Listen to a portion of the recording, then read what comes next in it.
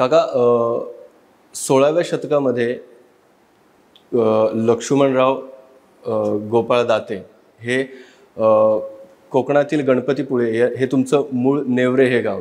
इथून तुम्ही सोलापुरात तुमचे पूर्वज तिकडे गेले. माझ्या आजोबांचे पणजोबांचे पूर्वज आले. तर ते तिकडे स्थायिक झाले, सोलापुरात स्थायिक झाले. तिकडे गणपतीचं देऊळ स्थापन केलं आणि मग तिकडून त्यांच्या कार्याला सुरुवात झाली. काय सांगाल त्यांच्या या एकंदर कार्याबद्दल? पंचांग निर्मिती त्यांच्यापासून झाली आणि तिथून आज तागायत ते सगळेजण म्हणजे तुमचे नंतरची जी काही पिढी असेल आणि तुमची तिसरी पिढी, हा सगळा ग्रंथ तुम्ही घेऊन सांभाळताय आणि जगासमोर अनमोल असा ठेवा तुम्ही ठेवलेला आहे. काय सांगाल या संपूर्ण प्रवासाबद्दल आणि आत्ताच्या गोष्टी? अतिशय तुम्ही छान मुद्दा विचारलेला आहे. आमचे पूर्वज हे नेवऱ्यावरून सोलापूरला आले आणि इकडं आल्यावर स्थायिक झाले आणि मग 215 वर्षापूर्वी ते आम्ही दाते गणपती मंदिर म्हणून तिथं ती गणपती स्थापना केली. त्यालाच 215 वर्ष झालेली आहेत.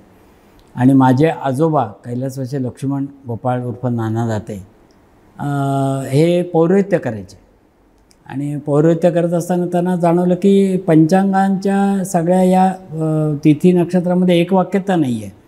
या पंचांगामध्ये वेगळ्या गोष्टी आहेत, या पंचांगामध्ये वेगळ्या गोष्टी आहेत आणि पंचांगातल्या तिथी नक्षत्र योग राशी प्रवेशांचा उच्चार करूनच आपण पुढे संकल्प करतो.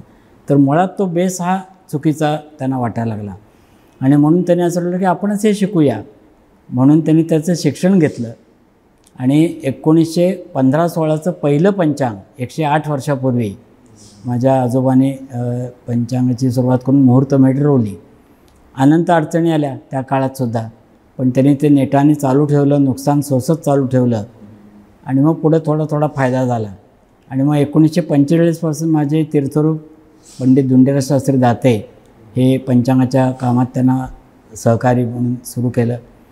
पुढं काही वर्षांनी माझे श्रीधर पंत दाते चुलते हे या क्षेत्रामध्ये आले आणि त्या तिघांनी मिळून या वाडवडिलांनी जे पंचांगासाठी अपार कष्ट घेतले त्याचं फल म्हणजे हे आत्ताचं लोकमान्य झालेलं दाते पंचांग.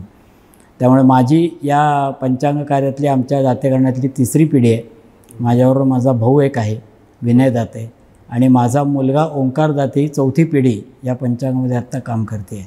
आणि या पंचांगाचं स्वरूप इतकं बदलत गेलं की त्यावेळेसचं पंचांग आणि आत्ताचं पंचांग ह्याच्यामध्ये लोकांना ते समजेल अशा सोप्या भाषेमध्ये त्याच्या रचना कोष्टकं करून आज हे दाते पंचांग केवळ या सगळ्या गोष्टींमुळेच लोकांच्यामध्ये त्याचं एक मानाचं स्थान त्याला मिळालेलं आहे आणि सगळी वाडवडिलांची आणि गणपतीची पुण्याई आहे.